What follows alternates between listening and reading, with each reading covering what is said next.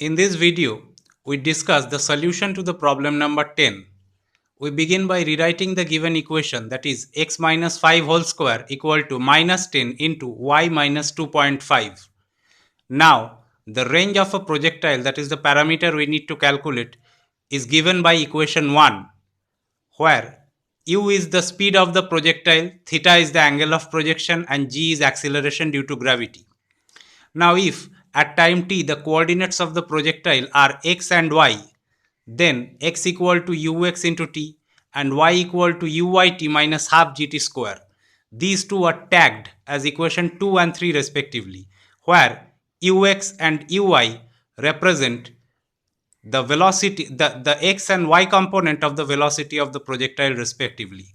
I repeat, ux and uy are the x and y component of the velocity of the projectile. Then from equation 2, small t, that is time, equal to x minus ux. Plugging this value of time into equation 3, that equation 3 is easily found to get converted into y equal to capital Ax plus bx square, where capital A is equal to tan theta equal to uy by ux and capital B is equal to minus g by twice ux square.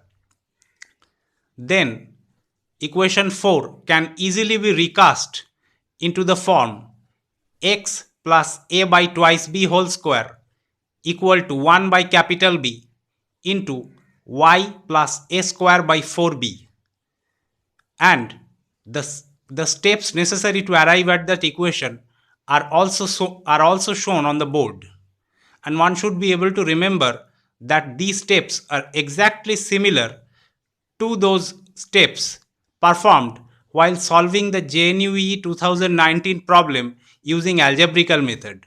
So if one has seen that video, then they shouldn't face any problem in understanding those steps which are shown above with the use of red ink to facilitate the viewers. This equation x plus a by twice b whole square equal to 1 by b into y plus a square by 4b is comparable to the equation x minus alpha whole square equal to 4a into y minus beta, that is tagged as equation number 5. Now, from simple plus 2 level mathematics, which a student of physics honors should be very comfortable with, it is found that the equation 5 actually represents a parabola with its axis parallel to y-axis and vertex alpha and beta.